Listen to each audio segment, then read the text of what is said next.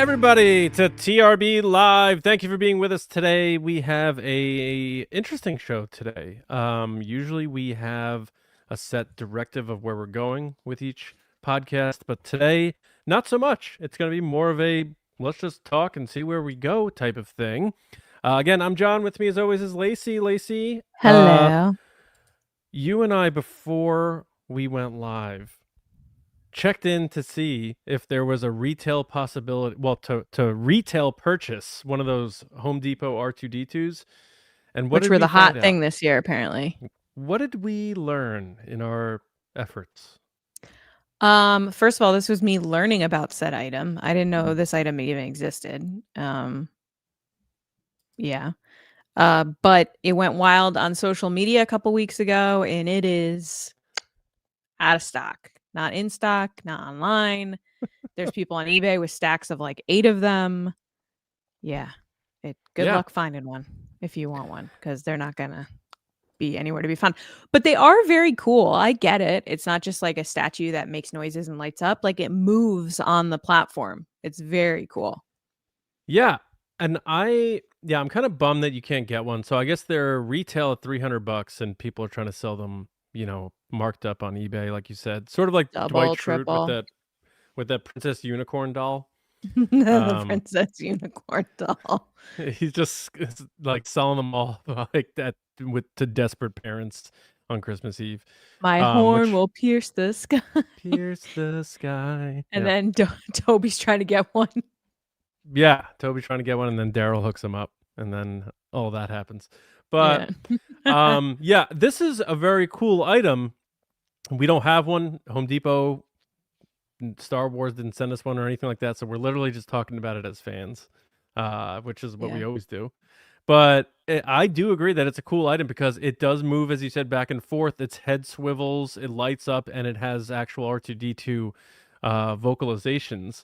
And the Christmas lights you can like take off. So it's not just a Christmas thing. It's like if you want a 4-foot R2D2. Yeah. R2D2 in your house, that's pretty solid, $300. But of course, greedy people have to Resellers find their really ways to make ruin income, everything. so. I'm not gonna lie. Yeah, They it buy everything out stinks. of they Yeah. buy all the stuff like Trader Joe's, the little mini bags. They buy all the stuff. The Stanley cups, when those were big, they were buying all those up. Like, I But get it. Everybody's gonna hustle for a quick buck, but it gets to a point that it's like, come on, guys, you're just ruining someone's Christmas at this point. I know, and it is expensive, and it goes with the theme of a lot of things with Star Wars lately, which is it seems more we're making things that people who have money can buy, and that usually typically rules out kids and stuff like Yeah. that. So, Yeah. but it's a really cool item. I'll give that credit. I have nothing bad to say about it except for the fact that it's unavailable, unfortunately. So maybe after Mhm. the holidays they roll it back around or something like that. But to anyone who was able to get one earnestly and you have it in your house and it makes you happy, I'm jealous. But also Congrats. happy. Yeah. I'm happy for you. Very happy for you. Mhm. Now, Lacey, we have that item which is sold from Home Depot, I believe exclusively. But then now we have the reveal from Star Wars today that they're doing an animatronic Loth-Cat, which is coming to Disney parks to purchase as well. Man, Gilleran's good. She's got the images.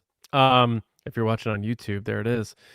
But it's also going to be at disneystore.com. Now, the interesting thing is you can get all the details about this thing, how it moves, how it sounds, what it feels like, what it does.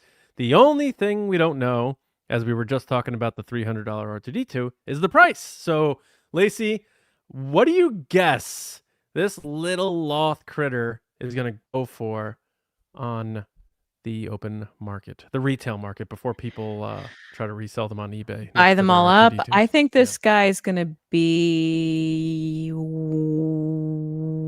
between 150 and 199. Oh, okay. That's what I think. And I think people then buy them and then jack the price up to $300, $400, $500. My question is it a puppet? Or is it just an animatronic? Because it has a mouth and it opens. Is it a puppet version? The reason I ask is because they just came out with the Lilo and Stitch movies with this like FX Stitch puppet that's like a Stitch figure Mm-hmm. that has all the animatronic eyes and like it moves around, but then it like you have the ability to put your hand in it and make it a puppet. Um, and It's if not a that's the case, puppet. it's like, did they go off that design and just build this into the same thing, reuse I it? think the idea behind this is to replicate how it looks like in Ahsoka, in a sense, so that you can have a Ah, Loth-Cat.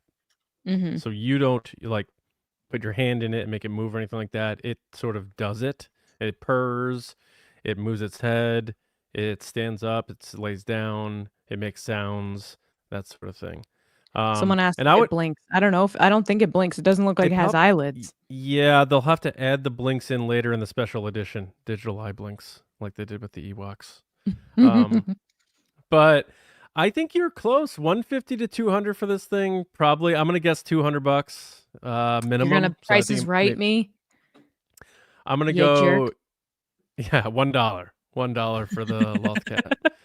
No, that was always my favorite part of watching Prices Right as a kid, which is funny because I remember always watching it just like everybody else when you're homesick from school or whatever. And I'm actually a little under the weather today. I don't know if people realize this, but I'm wearing my robe. It's a nice sense of comfort. I feel a little bit like a Sith Lord. I'm in the chair. Like, look at this. I'm in the chair. I got my robe on. Um, Pajama but pants, you're ready to go. I got the pajama pants. I'm always wearing like pajama pants or shorts when we're doing the podcast. But no, I think this is a cool item. I do think it's going to be pretty expensive, but yeah, like I was saying, Price is Right. Anytime someone had like the last bid and they like go $1 above somebody, it's I like to look at the person's face who just got outbid by $1 because you know they're like, really, Carol? Like, come on. It's always a Carol. Yeah. All right. So we got the Loth-Cat, which is coming. Lacey and I are guessing a couple $100 probably for those. But we also, we don't have a lot of news. There's not too much going on with Star Wars, which is kind of crazy. So I think this episode is going to be more dedicated to whatever is on our mind in Star Wars. It's more of an open chat, but we are open to getting some questions later. Super chats are available as always if you want your comment read on the show, guaranteed. But also, if you have any Star Wars questions that you would like us to talk about, it could be about collectibles, it could be about movies or TV or whatever, and you're in the live chat. First of all, thank you for joining us live. Just pop a question in the chat. Use hashtag AskTheResistance, and if we get some questions, we'll tackle those later in the show. We didn't really do too many plugs yet, but hopefully everyone by now knows Resistance Broadcast is on all your favorite podcast apps. And if you're watching live or if you're watching on video, you know where our YouTube channel is, youtube.com/@TRB podcast. It's good to have you. Subscribe free. And then, of course, our last two plugs, trbpodcast.com. We have new merch up on the site. Check it out. The best quality stuff we've ever had. It is high quality material. That hoodie, Lacey, you've raved about that. We have the Jack Mm-hmm. Fisher. We have the new JJ Incredible shirt. In addition to a lot of our classic stuff as well, and maybe in the future some classic stuff returning that have been on the shelf in the archives for a In the while Disney vault. in the TRB vault. And then, of course, Patreon, the lifeblood to keep us going. If you are able to support us, go to patreon.com/TRB podcast. That's patreon.com/TRB podcast. You can start joining at $5 per month. We are going to be announcing our next watch along soon. I think we both have an idea of what we're going to be doing with it, but basically, you just watch a movie with us on Patreon, hang out, have a good time. We also have Discord servers, bonus mini episodes of Nerdy and Nice and the Resistance broadcasts, a lot live Q&As, live hangouts, a lot of cool stuff over on Patreon, and it helps keep the podcast going and growing. So thank you all so much. Lacey, the whole thing about love in Star Wars, we talk about it a lot on the show. We feel like it has been missing. We talked about it recently regarding, Ben Solo and all that stuff. But sometimes we forget about stuff that sort of got close and then didn't, which The Acolyte is a good example of that. And Manny Jacinto recently reflected on that. And I know you were reading up on his interview. Was it with TV Insider? It was TV Insider. Yep. So He had not necessarily a lot to say, but he had a focus of what he was saying. But Lacey, my piece on it is it just feels like one of those things that we've been looking at with actors involved with Star Wars for a while. Alden Ehrenreich consistently being asked, "Would you want to come back as Han Solo?" and him always saying, "Yes, I would love to. I'd love to play the version he becomes at the end of the movie." And still, we wait for Make Solo 2 happen. And now Mhm. Adam Driver, with all of his ongoings about trying to come back with this movie that still has fans' hearts breaking everywhere. And now we have Manny Jacinto almost on the same theme. So, what were your thoughts on what he had to say in this interview about Qimir and his perhaps dashed hopes of continuing on? Yeah, so some of the Star Wars fan sites ran with the like comments of him saying he's always ready and it was the role of a lifetime. But to me, the things that really stuck out were him talking so detailed about romance. So I'm just going to read his quote because there's a lot there, which is I feel like with a lot of the franchises that we currently have, it's missing the romance. It's missing a lot of love and relationships. We have the big fight scenes and the origin stories of these heroes and whatnot, but they really don't have a relationship with other people. It's such a weird thing. And that's why I loved the Qimir and Osha relationship because we were taking it back to having a relationship in this big world. I think we just need more of that.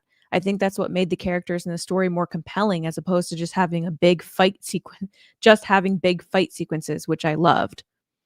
And then he just goes on to say that, there were a lot of other possibilities for Chimere in future season 2, etc., including the Knights of Ren stuff, which we'll into in a little bit. But I mean, I'm not surprised he's saying this stuff. This is stuff that I've been saying from the moment I joined the podcast is that Star Wars needs more romance. It always has. And it's one of the consistent things in not just Star Wars, but any franchise or movie that is that kind of through thread a lot of times with these adventure stories is the guy gets the girl, they fall in love, he saves the princess. It's a fairy tale. That's what George wrote. So it's crazy to me that here we are in 2025 and we really don't, I think, have a good romance to go off of besides Cassian and Bix, which I will give to them. They just got that in there recently. But before that, it really was Han and Leia and Han and Kira. So like just Han. Han's the only character apparently that's allowed to love ladies and like have a good time apparently because no one else in Star Wars has I any mean, relationships. yeah, I mean you have Kanan and Hera, of course, and you have other things like Sure, that. I'm talking like And main characters, I would like say. I wouldn't yeah, count them as main characters. live action romance is interesting because if you really think about the history of live action romance in Star Wars, it is very limited and really Mhm. the only happy ending sort of is Han and Leia. But then that gets twisted up in the sequel trilogy, even though they still clearly love each Yes. other. So the love is there and that's all good. The But love is there, but they Han and spend 30 years apart seemingly, or like yeah, however long it is. Han and Kira, obviously we know how that ends. Padme and Anakin, you go down the list, and now you Yeah. have Qimir and Osha, and where that wasn't gonna have a happy ending, as we know, because we know what happens with the Sith. Mhm. Um, so I think it's sort of forced the hand of fans who have been starving for that element in Star Wars to do the shipping stuff, and it's like we get they totally are, but we're not sure, but we think they are. Like, the Reylo stuff, like Kylo Ren and Rey. I think there were people who were like, "No, that's done," and then there were people like, "No, are you kidding? That's just getting started." And then it ends with Rise of Skywalker with the You were kids, and that then he person that were dies. like, "They're done." I really thought they were, Yeah. and it's still pretty ambiguous in terms of what the intentions were. We don't need to rehash all of that and what the kiss meant and all that nonsense. Sure, sure. But because they don't go all in on any romances, like there was no actual formed, like we see it actually realized romance in all of the sequel trilogy. And that's kind of crazy because we obviously had in the original trilogy. It was imperative for the story to exist for it to happen in the prequel trilogy, of course, ending aside. Mhm. And the fact that the only thing people had to hang on to was Rey and Kylo Ren, and then that didn't have closure to it, really, for a lot of people. And then here Yeah. we are. So I do wonder what the future of romance is in Star Wars. I do find it interesting that Manny Jacinto used that as a focus point, and I like that he did, because I love romance in Star Wars too. But I also love the fact that we can all go on that journey together. Like Han and Leia, I think, I was too young to watch those movies when they first came out, but you kind of see the writing on the wall. They're like, oh my God, these two are falling in love. Like in Empire Strikes Back, you're like, this is the best part of watching love in movies for me, is watching the journey of them getting there. And Yeah. that was done perfectly with Han and Leia. So the question is, when are they going to give us that again, where it's not a speculative romance, it's a real romance, uh maturing right in front of our eyes. And is it going to be Ryan Gosling I was in gonna say, is it gonna be Starfighter? Starfighter? Yeah. Like we don't know, but he makes a good point here, Manny Jacinto. So it's good to hear him chime in beyond saying like, "Oh, I would love to come back" and stuff like that, because of course he would love to come back. That was his character was, I think, the has aged the best in terms of the best role out of the Acolyte. Would you agree with that? I would say his character is one of the best characters to come in the post-sequel trilogy era Yeah, yeah, I since agree. Rise of Skywalker. Obviously, we got Yeah, Mandalorian in there and Grogu and Ahsoka and whatnot, but um, live action Ahsoka, I should say, not Ahsoka. Before people start correcting me like crazy in the comments and calling me an idiot, um, which happens. It's okay. I would say he's one of the best characters that we've gotten. His fight scenes were incredible. His whole yeah. The only issue I have with his character is that it was kind of a not kind of, it was very predictable, and I guessed it super early on. Like really early on. I was like, he's being like Professor Quirrell in this series, and then he was the bad guy. Yeah. I remember very vividly over the summer calling you on the phone and sitting in a parking lot when I was about to pick up Chinese food, like telling you, like, this is what it is. I know that's what it is. And you were like, okay, chill. Jeez. That was the one thing we got right about the Acolyte, was piecing, Yes. remember we pieced together the Yes. phrasings and everything.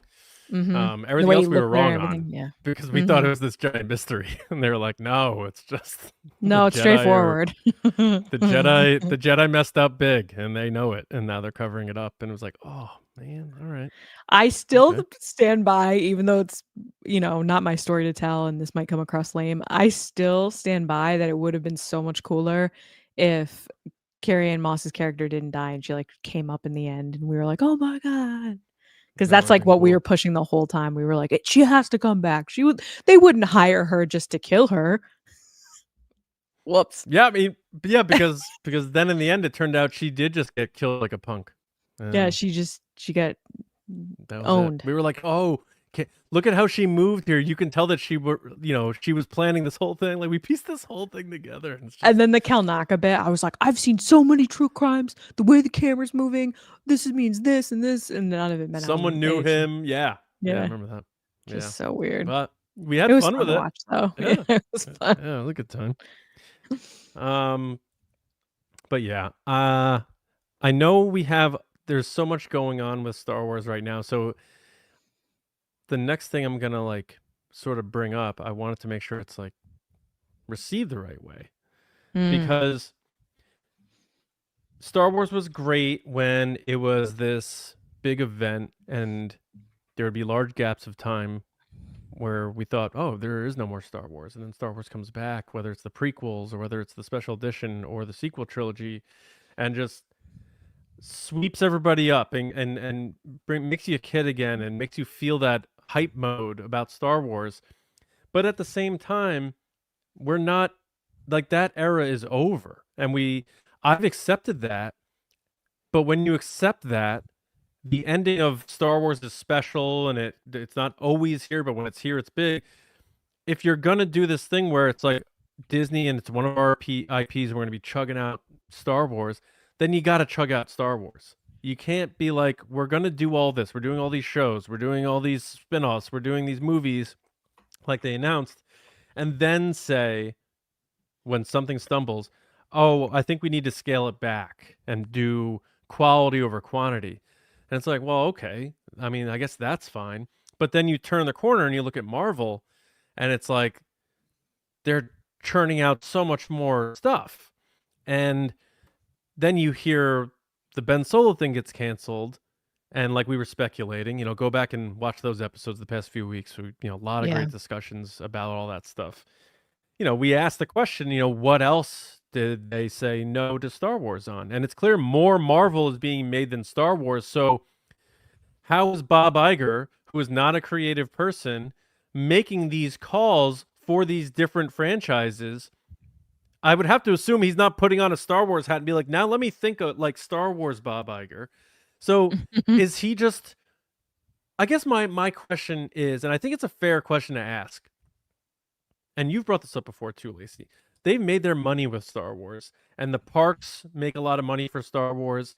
I think a very serious question needs to be asked as to whether making Star Wars movies and TV shows is a genuine priority for Disney, not Lucasfilm. Lucasfilm wanted to make the Ben Solo movie. Yes. Yep. So is Star Wars getting a second-handed priority to stuff like Marvel? Is Star Wars not getting the full confidence from Disney to be what they said it was going to be just a few years ago? And I think that's a fair question to ask. And it upsets me because I don't think Star Wars should take a backseat to any franchise. It's funny when you posed this conversation earlier today that we were going to discuss it. I couldn't help but think of like a meme where I would put your face on Patrick Swayze and you'd be like, no one said Star Wars in the corner. And then like Baby would have Star Wars as the face because it just felt very much like that. It has for a while as a Star Wars fan that, and it could be, a little bit of entitlement, a little bit of taking things for granted. And I Sure. accept that. But it's just wild to me that you have such a, like, internationally well-recognized IP, and you're spending money on things that I would view not as important, I guess, or maybe, worth the investment of Star Wars. Like, they've kind of made Star Wars not the movie event anymore.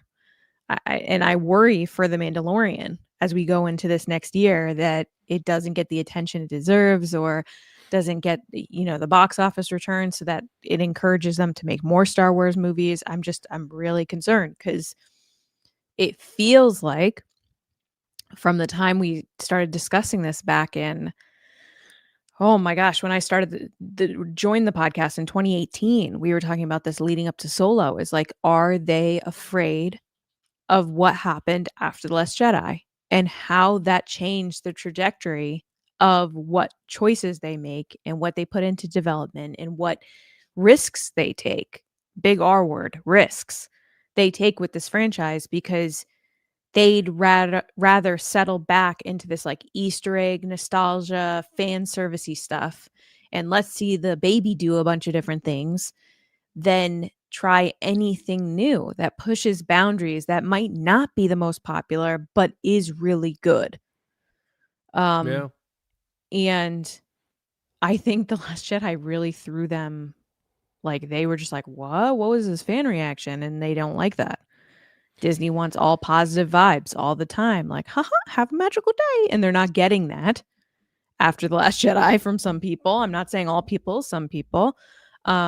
And it kind of drove this wedge. And we've talked about this before, where fans have gone separate ways with different thoughts on the franchise. But I don't think it is a priority for Disney. I think I saw an announcement just today that it's rumored that they're working on a standalone Sleeping Beauty project called Aurora that takes place in Mexico. And I'm like, What? okay, we've gotten Sleeping Beauty stuff. We got Maleficent with Angelina Jolie, who, by the way, I believe she's making even another one. I was like, but we're getting no Ben Solo projects. So we're getting none of those. We're not getting any seemingly Ray projects right now. They say it's in development, but is it really? Um, What? And Daisy it's Ridley just was like a just big announced question to mark. star in another new movie that's Yes, not Star she's booked Wars. and busy. Like, deserved. I hope she gets all the work and all the We're accolades because they're already saying her zombie movie's really good, by the way.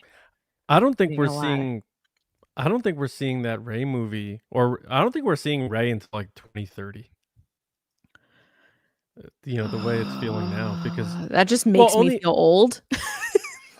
well, unless we Third, start getting some actual movement because it's like, we have Mando coming out in 6 months, I know. which I am a little worried about. No, look, Jon Favreau has really never missed, especially with big movies, but at the same time, it's like a Star Wars movie is coming out in theaters in 6 months, and aside from diehard fans, nobody is talking about it. Nobody even seems to know about it. And that trailer came and went scarily fast to the point It where totally did. you made a great point last week. You're like, yeah, people blew up about this Ben Solo stuff and are still talking about it today, weeks later. And the Mandalorian trailer came and went. And I was like, yeah, man, Yeah. that is such a good point because it's just like, that is not great. And with the holidays coming up, you got to imagine they would have been trying to push some Mando stuff to get kids interested. And, I know there's a billion Grogu and Baby Yoda toys and stuff like that, but there has to be something they could have packaged or pieced together for this holiday season to get kids ramped up for the Mandalorian and Grogu. This movie is designed for all families to go see a Star Wars movie, whereas maybe Mhm. some others or in TV Mhm. shows, as we just talked about, The Acolyte, are not for Or everybody. You have yeah, or Andor, yeah. if you're making a Star Wars movie, and I'm sure they're going to make all the Star Wars movies ones where it's like, take the whole gang, take the whole family, they're never going to make an R-rated Star Wars theatrical movie. But if you're going to do that, you have to try to get kids interested. Like, I don't think kids, like, Johnny's in second grade. Like, I don't think kids in his school are talking about Mandalorian and Grogu or this movie coming out. And it's a Star Wars movie coming out in a half a year in theaters. So there's going to be people who say like, oh, they have plenty of time, wait and stuff like that. It's like, yeah, we were saying that about Solo 7 years ago. And we're like, when are they going to put out a Solo trailer? When are they going to start promoting Solo? What's going on with Solo? Then we wait for the Super Bowl and that misfire trailer comes out. And then all of a sudden those months fly by and here's Solo up against these other juggernaut movies and it doesn't do well. And now look where we're at, where we have the Mandalorian coming out. And isn't that going to be around some popular movies too?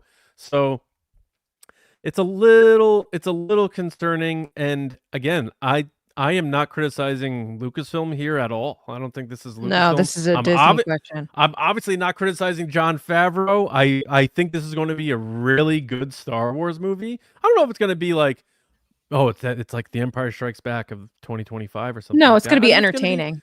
I think it's gonna be like a really good Star Wars movie. That's what I'm expecting. A really good solid, good Star Wars movie.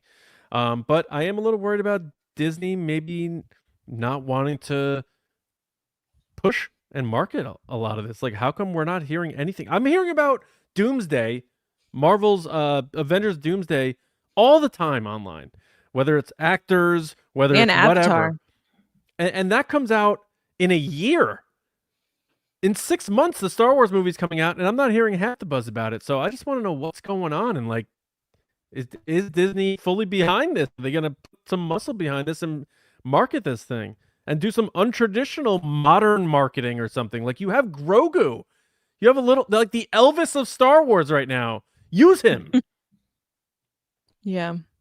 I it is a good point from someone on Instagram. Hi, everybody on Instagram watching. Sorry, I can't bring your comments on screen. I always say it every time, but it's true. JMD 96_YT says, I could see a Mandalorian and Grogu trailer in front of Avatar 3. So That would be maybe, huge. which that's about to come out.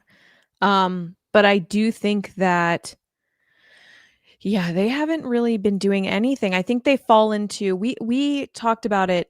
I feel like we keep saying this, but it's true because we've talked about these like ad nauseum, these type of topics, which is years ago during COVID or right after COVID, they did a big interview with the marketing team from Disney, and it was for like an ad week. It was a specifically marketing breakdown of their plan and how they do things and they specifically said that they start marketing most movies 6 weeks out because nobody has the attention span to prepare and or remember that a movie is happening further than six weeks, which I would argue that is not true.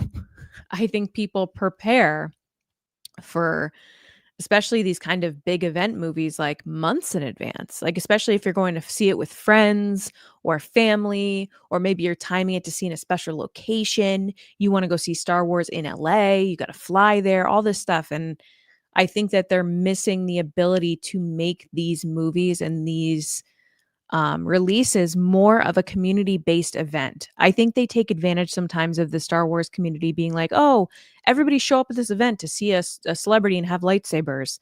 And it's more than that. Like these movies are more than just waving around a lightsaber and high-fiving each other over Ewan McGregor. Like these movies mean a lot to a lot of different people. And I think they don't understand the power of a Star Wars film and what it does for people and how it impacts their lives. And I think that we saw it with Indiana Jones, where they think they could just go for the name and then people will show up. You already have diehard people. You got to get the other people in the seats. And you can't do that if they only know 6 weeks out, because people make plans now. People go places, they do things, they want experiences. So you need to create more of a moment around your film, which I know Snips brought it up in the chat talking about Barbie. Barbie's a prime example that like they were advertising that way before Barbie came out. Long before. Like as soon as the date was set for Barbie, they started marketing that thing with Oppenheimer and stuff. And that wasn't even on Yeah. purpose. That was just fans. Superman So, had an early push. yeah, it's Um, wild to me that they just sit by and kind of let the movie happen. It seems like. And then they wait till the last minute and then they're like, let's send a bunch of boxes to a bunch of random people and see how it goes. And it's like, yeah, okay, but so and so's aunt and uncle from, Tallahassee that want to come see this movie with their nephew aren't going to care if this streamer got this box.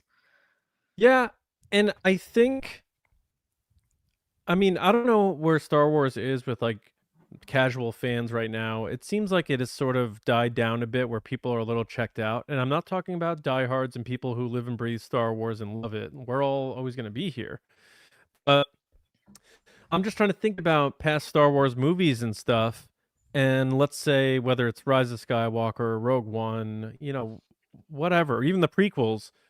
If if one of those movies was 6 months away, everyone knew that movie was coming.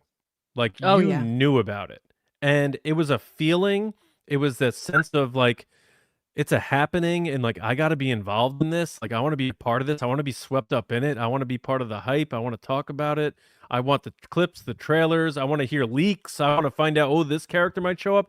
There's none of that going on right now for Mandalorian and Grogu the way it used to go for movies, and if they went to a random, like, popular spot, Grand Central, somewhere where there's just a lot of people, where it's not an event based on Star Wars fans, just somewhere in the public with a lot of people, and people love movies, and you asked 100 people, do you know that a Star Wars movie is coming out in theaters in 6 months?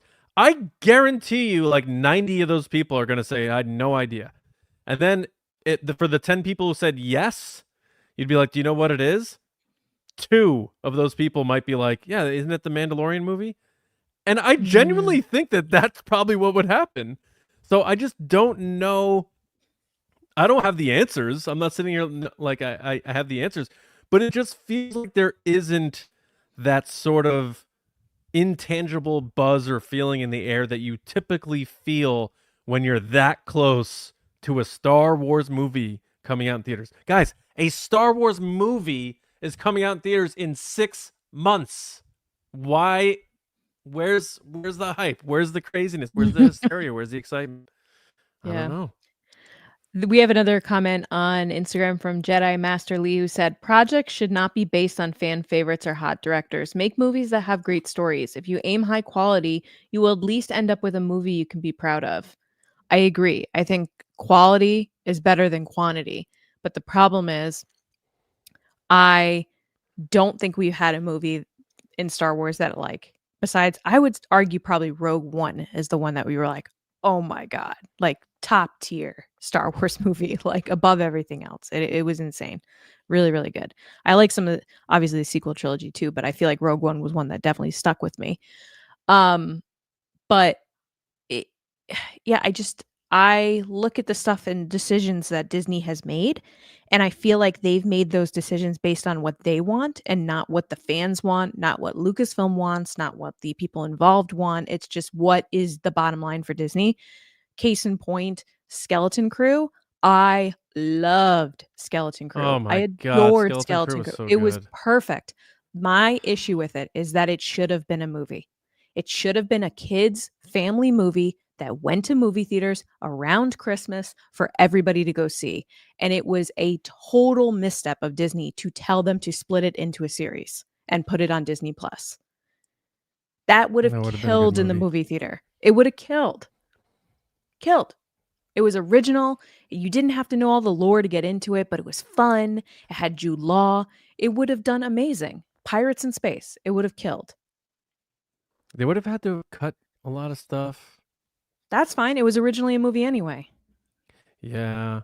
I think I do agree. I think Skeleton Crew like that could have been like I'm not saying it would have been as successful as Harry Potter, of course, but it could have been something that my son watched Skeleton Crew, you know?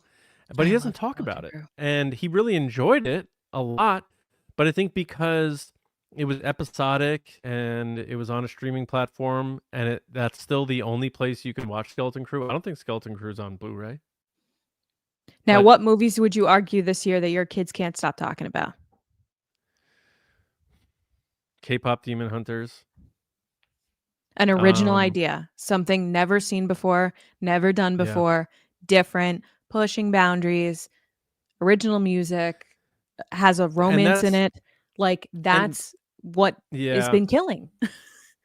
Yeah, and that was like organic word of mouth growth that created that sort of buzz that I was talking about before, which is different for Yeah. Star Wars because Star Wars is inherent now. It's a feeling that people know that they've experienced that they want to experience again. If you think back, like, and I'm speaking to our audience here and you, of course, but think back to the lead up to when the Phantom Menace was coming out, if you're old enough to remember that. And you can feel that feeling and those memories inside you. You can feel that. And the same thing with when The Force Awakens was coming out. I can tap into that feeling right now and feel that. And I'm getting goosebumps thinking about how whimsical and how exciting that all was. And I'm just saying, like, that feeling is not dead, but it's their responsibility. And I'm talking about Disney here to create the reality of that for us to live in. Like you have to give us something as a launching point. And I'm sorry, but the trailer that came out for Mandalorian and Grogu didn't do it. So is this a matter of is how Star Wars creates buzz no longer a natural thing and something they need to create? And how do they light that spark? You know, um, I don't know. I don't know, All I but could you think know, about is, "Let's give them something to talk about." maybe Bonnie rates the answer. Maybe that's Bonnie it. Raitt might be the answer, or Will Ferrell, one of the 2. Like Um, instead of Carrie Ann Moss like kicking off Sunday Night Football like she does every week, we have Bonnie Raitt kicking off the marketing for Star Wars. "Let's give them something to" Talk Um, about love, no, blue. it's so, like, it's a movie event that I think is coming up that I can't stop seeing is Wicked. It's Yeah. everywhere. They have so many collaborations, so many team ups. You know, they got a Dunkin' Donuts Munchkins box that they're running, which is clever. Get it? Munchkins, haha. Um, just all that stuff. And then they do the press tour with Ariana and Cynthia where they go around like answering interview questions that then spur memes and they do all this social stuff. I feel like that's the kind of event they need to create for Star Wars that's been missing. And we've talked about this about The Force Awakens. A little for The Last Jedi too. Don't get me wrong. It was a little crazy for The Last Jedi, which was the tie-ins of a big in-person event at Target, at Walmart, at wherever, where you go and buy the toys early. You go and get the stuff. You go to the restaurants to get the tie-ins. You talked about the Phantom Menace. I remember the Taco Bell commercials. I remember the toys and stuff from Taco Bell. I remember all that stuff. Yeah. One of the best things growing up was McDonald's toys. When you had the Yeah. movies coming out and you had the toys from the movie and all this, I remember very distinctly getting a Happy Meal. Well, it's not a Happy Meal, it's at Burger King. So kids meal, whatever they're called. And it had Anastasia toys in it when that movie came out in the 90s. It was like a core memory for me getting an Anastasia toy in this meal. Like I remember it so vividly being so hyped. And I never even saw the movie in the theater, but like I like told my parents we have to get it on VHS. I have to see this movie. We have to go.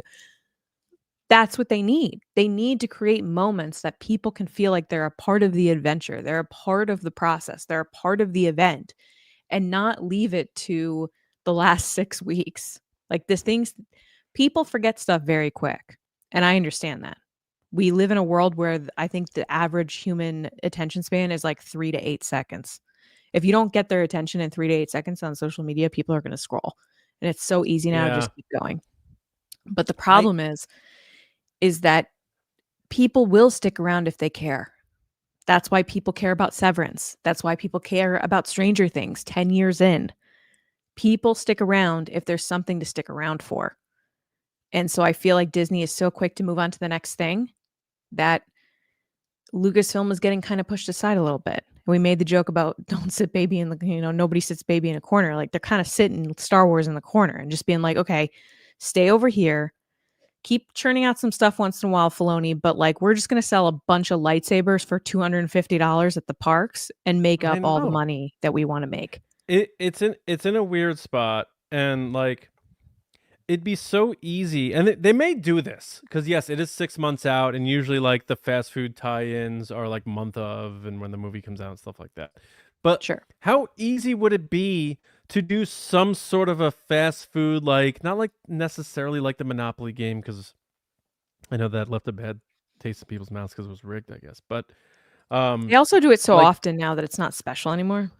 yeah, but like doing like a sort of scavenger hunt bounty game, where you collect the puzzle pieces, and if you get all 5 pieces, then you go online and you get an exclusive Grogu something. Like something like that. That gets kids like, "Oh my god, you got the Grogu." And kids are like my son is obsessed with like digital trinkets and these little games and like the like one special little item, whether it's from a Pokemon or whatever, and they obsess over like collecting and like Yeah, it's the treasures and gamification of trinkets. stuff. Yeah, kids love treasure and stuff. And you have a movie about a bounty hunter with the most adorable uh movie transcending character that we've seen in a very long time, and you could do these very easy things to make kids feel like the Mandalorian and like all that sort of stuff. So I'm curious to see, you know, we're I'm trying to give benefit of the doubt. I'm curious to see in like 4 months time, when spring's rolling around, April or whatever, we're about a month out from that movie, if we get this stuff, if we get viral cool marketing things. We have Pedro Pascal with Grogu doing vignettes and doing fun Q&As and interviewing each other maybe or something like that. Like we need all of that. We need all of that to wrap up as much attention from people online on social media as possible, because I don't think Indiana Jones was proof of this. And we've said it many times in this podcast. We're beyond the point where there's so much to look at. Like the world we live in now is basically Times Square. There's billboards everywhere, there's Oh my flyers gosh. everywhere, In there's your people pocket. everywhere. Yeah. It's not just we're making a Star Wars movie, we expect you to be there and you'll be there. That's gone. Indiana Jones proved that. An Indiana Jones movie made like $300 million at the box office because they were like, Harrison Ford's back, look at him and go see the movie. That's all they did to market Indiana Jones. And Which it didn't work. I get it. Harrison Ford's awesome, but still. He's the greatest of all time. But I'm saying, Yeah. I think they need to learn a lesson from Indiana Jones and say, okay, we can't just say Star Wars is coming back in theaters in May and expect 800 million, $1 billion. They need to not assume that the brand is going to put butts in seats anymore. You need to give the people a reason, like you said, Lacey, to feel that buzz, to feel that movement, to feel that I need to be a part of this. You know, this is a big deal. I Everyone's going to see the Mandalorian and Grogu. All my classmates, if you're like a little kid, like all the kids are going to see Mandalorian and Grogu. Mom, we got to go see Mandalorian and Grogu. They need to find out how to capture that again. They need to capture kids again. They need to make toys the kids can, you know, afford and play Mhm. with and that sort of thing. You need to capture kids' imaginations again, and I don't know that they have. So little concerned, but if we do start seeing those things that are familiar blended with some of the new social media techniques, I think we'll be in a good spot. But it just feels a little bit like all the dots connect and point to the same thing, which is they love making money off Star Wars, and now that they are uh in the black and have profited off of Star Wars after their purchase, it seems like they took the foot off the gas when it comes to like, yeah, let's just make a movie a year, 2 movies a year, this, all these shows and stuff. All of a sudden now, what's next for Disney Plus? We have no idea. The prices went up. They increased the prices, but we They don't know what did. Star Wars shows next after Ahsoka. They haven't announced it. I will admit, though, the weird thing, a little bit of a side tangent, is I don't think Disney is the only one that's messing this up either. I mean, we brought up K-pop Demon Hunters. Netflix has totally fumbled that movie in the sense that like they threw it right on streaming, no movie theater. Then they put it in the movie theater and made like $18 million. So then they tried to do that again on Halloween with no promotion. They were like, surprise, more tickets. And people were like, we're busy. It's Halloween.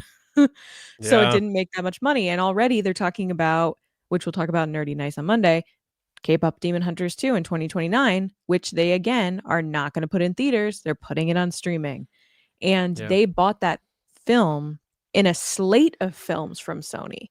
So even kind of Sony had a little bit of like, we don't know how this movie's going to do. It's like there yeah, seems to be this lack of wanting to take a risk or trust in the creative process that if you make something that's great, people will come. They'll watch yeah. it. They're just kind of worried about their investments and about what money are we going to get back. But at this point, like we just brought up a couple times with the lightsabers, which they announced publicly that the lightsabers have made them, I think it was like $250 million or something like that, ridiculous in a year. If you're making that much money on just lightsabers, maybe you should make the lower budget risk movie for Ben Solo. Maybe you should take the risk because you're going to make it back in lightsabers. Maybe Make a even movie Ben with Solo lightsabers. make a movie with lightsabers in it. I know. It's just, it's wild to me that you're sitting on something that's so insanely popular and you're like, well, let's be careful with it. It's like, what do you And think's going to happen? It'll be all right. It'll be okay. It's they're doing the same thing with the Muppets. I'm like, what are we doing? and I know this has been a relatively critical hour or so, but I think it's we're doing it with respect, and I think it's all fair questions, and I think more fans than not are asking these questions, and that's sort of like why we're at where we're at. I Yeah. don't think it's responsible or good for the franchise of Star Wars to keep saying that Disney's doing everything perfect for this franchise. And I wonder if that Ben Solo news drop was not last straw for people, but maybe the eye-opening moment for a lot of people that, oh well, that's not good. What? Why is Bob Iger? We were told that Lucasfilm was able to operate how they wanted to operate, and clearly that's obviously not the case. So how long has that not been the case? And what does that mean for the future when Bob selects his replacement? And if it's Yeah. Alan Bergman, I don't think that's good news. So we'll see. But Yeah. We I'm do have still some super hopeful. Like, chats. yeah, we'll get to the super chats in a second. But I just want to make sure people understand. Like, I want Star Wars to succeed. I think Star Wars should take a backseat to nothing. I think Star Wars should be treated with more respect than Marvel. I think there's a reason why Star Wars doesn't have reboots and remakes. It's Star Wars, and Where's Brian it's Ward? just Brian, make that meme. John is Patrick Swayze reaching his hand out to Star Wars, who's sitting in the corner. If you're nobody listening. puts Star Wars in a corner. And then Jar Jar runs down the aisle to me, and I pick him up. I had the Misa time of had the time of my my life. life. All right, yeah, we have super chats, and then might as well just get right into the questions, the other Sure. questions as well. Yeah, so before I start reading the super chats, if you guys have a question for us, it could be about anything Star Wars. Send it with hashtag Ask the Resistance, just so we know to flag it in the chat, because we know other people are saying different things, and we just want to make sure that we isolate those questions. So first up is David Ford. Thanks so much, man, for the super chat. He said, "I know the traveling would be a major hardship for y'all." But do you think that celebration will ever come to Hartford, Connecticut? That would be so awesome. No, Oh, come absolutely on. not. Not a big I enough space for all these Star Wars fans. Plus, like, it's not easy to get to necessarily, and it's like not a I don't know, it's not a good city. I wouldn't be like, "Oh, destination Hartford, Hartford Connecticut." is Hartford's the worst. Although we have a beautiful Capitol building. Fun fact. I had to It's a shoot in it once. great Capitol building. It's Yeah, you beautiful. can do a lot. Really You can do a lot at the Capitol building. it's really nice. Anyway, up next, Dark Snips. Hey girl, what's up? Thanks for the super chat. She said, hypothetical question. If you could magically watch one of the upcoming Star Wars movies or shows coming out in 26, 27, which would you pick to watch now, or would you rather wait? John, which one would I, you like to watch or would you rather wait? I'd watch Mandalorian and Grogu as long as I could see it in the theater. Like, I want to watch it early to be able to watch it like on the big screen. But so if I'm allowed to do that, yeah, give me the next one. Give me Mandalorian and Grogu. There's a theater. You're allowing me to watch it right now. Me and Gillerin are going. We're going. We're gonna watch it right now. What are you talking about? So that's I'm picking Mando and Grogu right now. What about you? I would pick Starfighter. Star Oh, Wars Starfighter. all right. I would pick that to watch on the big screen. I think it's out of the idea that I know what to expect from Mandalorian and Grogu, and I know it's going to be a great time and I'm going to have a blast. So I don't mind if I see that later or now or whatever. I can wait to see that because I know what's coming. I think Mm-hmm. Starfighter, I'm like so nervous because it's completely different, and I That's want it to true. be good so bad that I want to Yeah. watch it so that I can then vouch for it and be like, no, it's amazing. It's really, really good. So that's what I would hope for. Thank you, Snips. Appreciate Thanks it. so much. Next is Mike Lovins. What up, man? He said, checking in from London. Oh, hello, governor. That's Oh, terrible. oh. What you try? Try what? A British accent. I've lost it today. My brain's not working. Would you He like said to meet for a checking. spot of tea? All I think about is Pirates of the Caribbean, where they're just like, "Hello, puppet." That's yeah. Anyway, Mike, what's up, man? Checking in from London, just saying hi. Almost 2 a.m. here, so I'm going to bed. Oh, I hope you're sleeping well. I'll catch the rest of the show on the replay. Totally fine. Surprise! We read your question. First, was there anywhere you went in London that I should check out? What did we check out in London? A lot of it was Star Wars related. What do we do in London? There's this really cool pizza bus by the convention center that we really Oh, enjoyed. yeah. I mean, we went to Abbey Road. Really We love that. I did. know Mike's a huge music guy, so you can definitely knock out a lot of the Beatles spots. Yeah. I don't know if he's a big Beatles fan. I know Mike's a huge Kiss fan. Yeah. But yeah, the Abbey Road Studios, right by the Abbey Road crosswalk, of course, because they just walked out and did the album shoot. That was a lot of fun. We went, Big Ben and all that sort of stuff. We went to the Sphere, not the Sphere. Where did we go? That We area, went to the O2 Arena, which the was O2 cool, but Arena. that was the cantina party. Yeah, I hate to be totally lame, but we did a lot of, we were over there a very quick trip. It was one of the quickest trips we've done for a celebration. We were in a Tuesday, out Sunday morning. yeah, We walked around a little bit on Tuesday.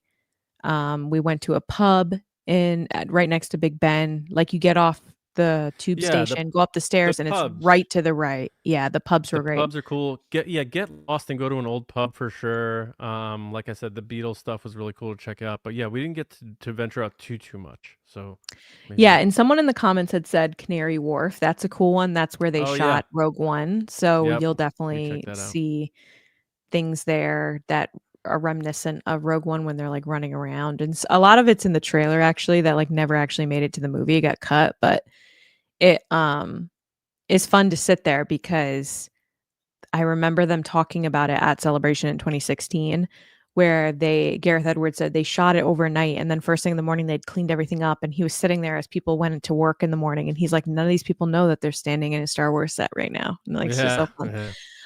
From my first trip to London, if you like fish and chips, the best place to get fish and chips is called Golden Chippy, and it's on 62 Greenwich High Road. It's outside London. It's absolutely amazing. Like the best fish and chips I've ever had in my life. And I made it the trip there just for them, and it was worth it. Very So nice. that's my suggestion. So thank you for the super chat. Thank you, Mike. All right. Next up is Josh Winger. What up, Josh? He asks, what would Disney have to do to ignite the faith in the fan base again? I think we John. just talked about it in a sense. We did. It's one of those things that I don't think the faith has been lost. I think the hope is always there with Star Wars fans. It's just kind of like, hey, what can you be a little more transparent? And I think that's what they need to do, honestly, is be more transparent so that they don't get hit in the face with the hunt for Ben Solo. That it's like Yeah. a total shock and then they feel like they're left out. Because that's what it felt like. It felt like, hey, you didn't even bother asking us or giving any There's type of gonna be a Star Wars project that comes along that organically just sweeps everybody off their feet. And I yeah. think we saw that with Mandalorian, but I think it needs to be a movie that does it. I don't know if it's going to be Starfighter. I don't know what it is, but there's going to be a movie that comes out that people are like, man, I'm not even that big of a Star Wars fan. That movie ripped. Like, it's going to be something like that that people are like, oh my God, like Star Wars. I checked out for a while, but holy cow, this is the best Star Wars movie I've seen in years. It's going to be one of those things, Josh. Like, as long as they give something to give generations of fans and families, that's the whole thing. Like Star Wars, you're supposed to be able to watch most of it with everybody. Mhm. And if you give somebody, for people to rally around, it'll be there. Like it's always there. Just right now it's at a low temperature, it seems. But thanks, Josh. Yeah, I agree. We did get a bunch of other questions, but they're kind of in the similar vein, so I don't wanna just keep reiterating stuff for people to, be like, "We already answered that. We already talked Oh, about sure, that." yeah. But oh, James. Hello, James. How's it going, man? Thanks for the super chat. He asks, curious if you've had any thoughts about JJ talking to Ryan at an event for Wake Up Dead Man. Maybe this is an N topic. Feel better, John. Oh, that's so kind. Thanks, I did James. see that going around that he was at the Wake Up Dead Man like fan was it a press event or a premiere? I He think it was a press event. moderated the Q&A for it or something. Yeah. Yeah, I'm not surprised, James, that JJ would be doing that. Him and Ryan get along. Like, I don't know why there's this like I'm not saying you're saying this, James. I'm saying in general. I don't think that there should be this narrative that they don't like each other and they don't get along. I think that they both went through very different but stressful situations with Star Wars. I think they had different situations when it came to their movies, but if one side was hating on the movie, the other side liked it, and then it kind of flip-flopped and then it flip-flopped back. But I think they have a lot to explore and discuss when it comes to Star Wars and just movies in general. I mean, they're both creative, innovative, insanely talented filmmakers in their Yeah. own right with their own projects. And I wouldn't be surprised if they bounce ideas off each other or share insights on what they're working on. I mean, Shared trauma. JJ, yeah, share trauma dump, yeah. JJ definitely said after The Last Jedi came out that he thought it was great, he loved it, and he said it did stuff that he never even imagined he could do. He said he wished he could So, direct it. yeah, so it's one of those things that, like, I know I kinda live by this is you're only gonna get better and more creative and more interesting as a human being is if you surround yourself with people that push you to be better or push you to be different and have different perspectives. And I think they both come from different places with a love of Star Wars and other things and sci-fi and so I wouldn't be surprised if they're working on something together or they're just being friendly with each other. And I just love that people are online being like, "Oh my god, they're hanging." I'm like, "I'm sure they talk all the Yeah. time." But this is a I'm great glad question. Yeah, I'm glad you brought this up, James, because I did see this and I didn't even think to mention it on the show, so I'm glad you did bring this up. I There's no record of J.J. Abrams or Ryan Johnson saying anything bad about each other.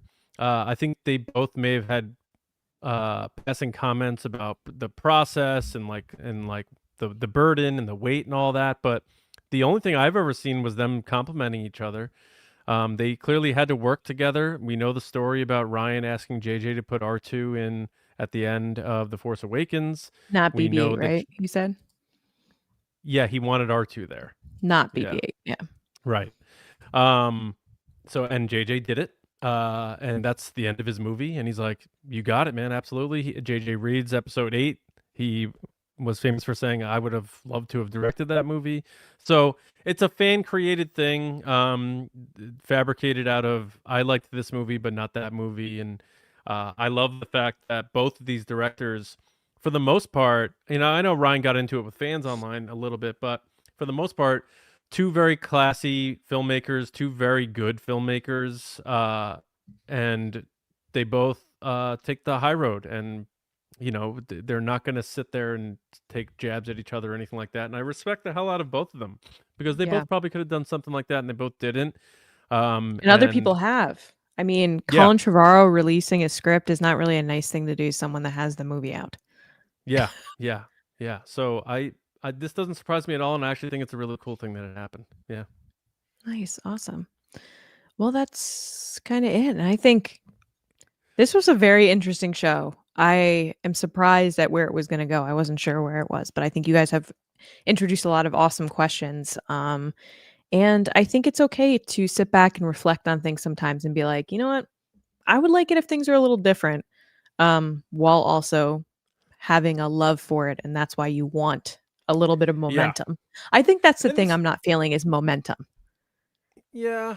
Buzz, momentum for sure. And this was sort of had the feeling of like a State of Star Wars show, but we are going to do our fall edition probably next month where we're going to cover all of the state of the franchise. But I think this was more focused on, how are they going to evolve and get people excited about the new stuff that's going on, while keeping Star Wars special, while at the same time making a lot of Star Wars. And I do want to hear what's next on Disney Plus because they did increase the prices, and I want to know what Star Wars shows are going to be made Oh after my Ahsoka. gosh, That's they what I would really like to know. did. And Yeah, they've been, like, talking about how they're putting creator stuff on there now, and I'm like, "I don't wanna pay for creator stuff. I I don't want want, to. like, Yeah, original no, content. Like, that's what I'm yeah. paying for." Unless we're on there, then I'll pay for it. I will Yeah. pay to have TRB on Disney Plus. But no, that takes us to the end of the show. Different style, no segments, but we filled up an hour quick, and that's what you do when you love Star Wars, and that's what we do here at TRB. So we want to thank everybody for listening or watching, being in the base with us, and having a good time talking Star Wars. We're always hoping for the best for Star Wars. We want it to be the most successful franchise because we want more Star Wars and we love Star Wars. Let us know what you think in the comments about our chat, your thoughts. Do you have any concerns about Mandalorian and Grogu? Are you feeling good? Is it too early to worry? Let us know. We want to hear all the opinions out there from everyone in the Star Wars fandom. But we did all the plugs at the top. Make sure you are subscribed. Spread the word. Tell your friends about TRB. We appreciate it so much. And Patreon. We have to give a special shout out to our generals and spice runners on Patreon. We cannot thank these people enough for all of their support, and allowing us to do what we do. And those generals are Carmelo, John Reese, Jetta Rosewater, Frank Grande, Chris Morales, Mike Ramori, Brendan McLaughlin, Sneaky Zebra, Dave Hornack, Colin Cormier, Stephen Garrow, and Darth Snips. Saw Snips in the chat. And thank you for the super chats. And the Spice Runners, David Probus, who just had a birthday. Happy birthday, David. Proby1. Graybeard himself. I hope you're well. Neil Shaw, also a recent birthday. Kendall Gellner, Andrew Staley, Jeremy Myers, the Fort Worthian, and Brian Smith. Thank you all so much. And however you support TRB, it means so much to us. Keep telling people about our podcast because word of mouth, as we talked about with like these movies and stuff, is a huge way for things to grow. Johnny Hoey for me on Blue Sky. Nerdy and Nice with Lacey this coming Monday, every Monday on Nerdy and Nice. And then my movie podcast, Just Like the Movies. Check it out. But that is pretty much it for me. Lacey, where can people hit you up and see what you're up to? People can find me on social media at Lacey Gillerin and on TikTok at It's Lacey Gillerin. Of course, Mondays on Nerdy and Nice, talking about all pop culture stuff, which is cool. Like I said, we're going to talk about K-pop Demon Hunters and much more. I also made an appearance on the Etchcast on Apple Podcasts or Spotify. I pitched an original horror movie idea. It was a bad ideas only episode, which was super fun. Everybody from the team got together and pitched some type of idea that they should make. And I came up with my horror idea. So as someone that doesn't watch horror movies, I'm interested to hear what you guys think. So definitely check that out. Again, it's called Etchcast. Very cool. I got to check that out. Listen to your idea. Mm. We'll be back with you back on Thursday next week with TRB Live. Again, Nerdy and Nice Monday. If you like other movies, TV, pop culture stuff, same feel, just the other stuff beyond the galaxy far, far away. Yeah, and back with you on TRB next Thursday for TRB Live. Maybe some news. If not, maybe a cool discussion. Either way, we'll have fun as always. But until then, have a wonderful upcoming weekend. And we hope you're all well. We'll see you next time right here on TRB. See you around, kids.